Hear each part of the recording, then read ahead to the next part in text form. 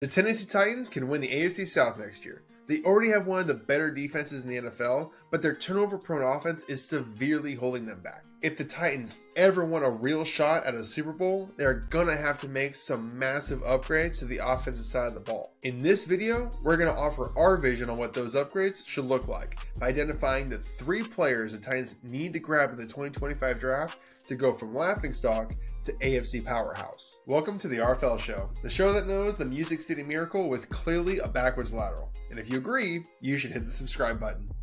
Nashville is one of the best football cities in the country. It's personally one of my favorite cities in all of America. And that's why it's so frustrating for me to watch the Titans become the laughingstock of the AFC South. That city deserves a good football team.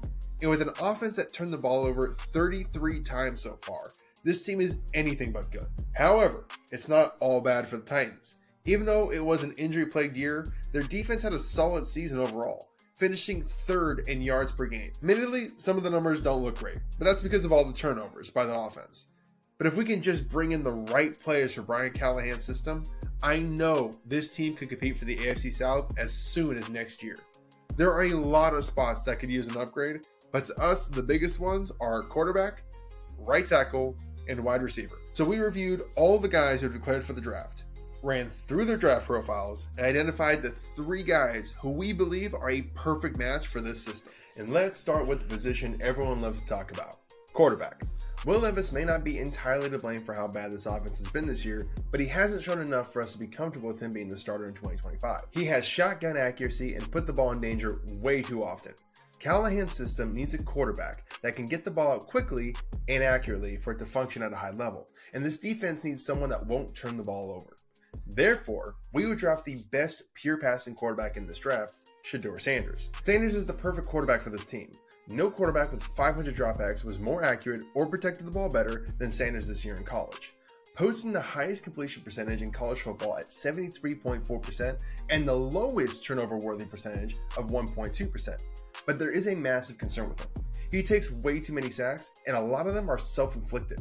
Sanders will stay in the pocket and wait for receivers to get open, which is great, but sometimes he waits too long, when he should just take off. According to PFF, Sanders is responsible for 26% of the sacks he took this year. That's the 3rd highest rate amongst all quarterbacks. Those sacks can be drive killers, something you can overcome at Colorado, but not in the NFL. However, he isn't the biggest one at fault here. The right tackle spot for Colorado has been responsible for 33% of the sacks they've given up this year, just like the Titans' right tackle spot has been responsible for the majority of the sacks they've given up this year. So if we want to give Sanders more protection than he got in college, we have to find a way to upgrade that spot. Whether it's Petit Frere, Watson, or Juku, the right tackle spot has been absolutely terrible. I know the whole offensive line struggled this year, but Petit Frere has been by far the worst. He has actually given up the most sacks of any lineman in the NFL this season.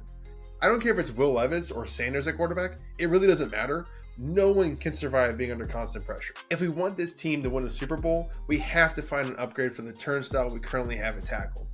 Therefore, we're going to prioritize finding a star at right tackle and take the guy oozing with potential, Chase Lunt out of UConn. This guy will solve the Titans' problem on the right side for the next decade at least.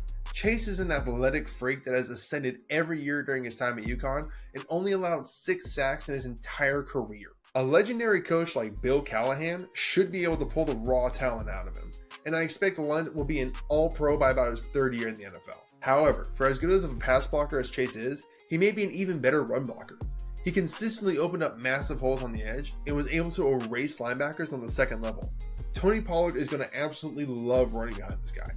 So now we've gotten the quarterback solved, the right tackle upgraded, let's get a weapon at wide receiver. The Titans have one of the worst wide receiver rooms in the NFL. As a group, they're in the bottom 10 in receiving yards, and after Calvin Ridley, no other receiver is going to finish with more than 500 yards this season. However, I do want to give a big shout out to Nick Westbrook-Ikhine, a former undrafted receiver who is leading this team in receiving touchdowns. He's put in the time and the work to really grow into a solid red zone target.